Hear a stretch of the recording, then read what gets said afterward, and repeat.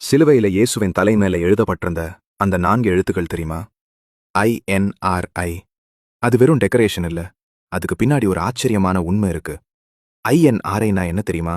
Latin மொழியில இயேசுஸ் நசரேனுஸ் Rex யுதேயோரும், அதாவது நசரேயனாகிய இயேசு யூதர்களின் ராஜா. இப்போ கேள்வி, யார் இதை எழுதுனாங்க? ரோமானிய ஆளுநர் பிலாத்து. அவரோட நோக்கம் என்ன தெரியுமா? கேலி. ஒரு ஏழை தச்சன் சிலுவையில மரிக்கிறவன் அவனை ராஜான்னு எழுதுறது அவருக்கு அது ஒரு நகைச்சுவை. ஆனா யாருக்கு இது நகைச்சுவை இல்ல தெரியுமா? யூத தலைவர்கள். அவங்க உடனே பயந்துட்டாங்க. யூதர்களின் ராஜான்னு எழுதாதீங்க, அவர் தன்னைத்தானே யூதர்களின் ராஜா என்று சொன்னார்னு எழுதுங்கன்னு பிலாத்துவிடம் கேட்டாங்க. அப்போ பிலாத்து என்ன சொன்னார் தெரியுமா? நான் எழுதினதே. அவர் அதை மாற்ற மறுத்தார். இங்கதான் ட்விஸ்ட் இருக்கு. அறியாமலேயே பிலாத்து எபிரேயம், லத்தீன், கிரேக்கம் 3 மொழிகளிலும் ஒரு அறிவிப்பு போட்டார். இயேசுவே ராஜா. அவர் கேலியாக எழுதியது உண்மையில ஒரு அரசாணையாகிடுச்சு.